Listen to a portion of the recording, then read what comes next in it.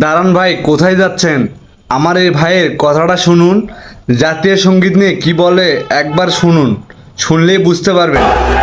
জাতীয় সঙ্গীত পরিবর্তন করার গুঞ্জন উঠেছে। আমার সোনার বাংলা, আমি তোমায় ভালোবাসি, এই জাতীয় সঙ্গীতটি পরিবর্তন করতে চাচ্ছে অনেকেই, কিন্তু কেন? থাকছে আজকের ভিডিওতে। চলুন শুরু করা যাক।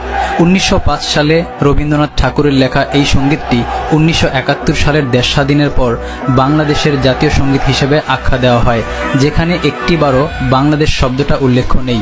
শুধু তাই নয়, যিনি লেখক তিনি বাংলাদেশের নয় বরং ভারতের। এখন অনেকের মনে প্রশ্ন জেগেছে, তাহলে কি ভারতের উদ্দেশ্যে লেখা হয়েছিল গানটি?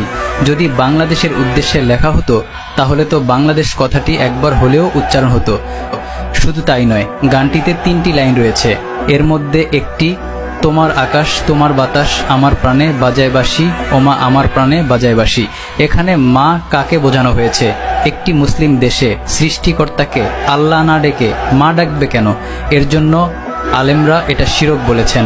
এর জন্য অনেকের দাবি, গানটিতে যেহেতু শিরক রয়েছে, আবার বাংলাদেশ শব্দটি উচ্চারণ নেই, আমাদের দেশের কোনো লেখকও লিখেনি।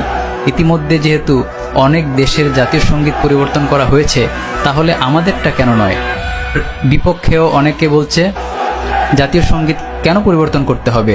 এবার আপনি ভেবে দেখুন, মন্তব্যটা করে যান, আপনার মতামত কি জানিয়ে যান।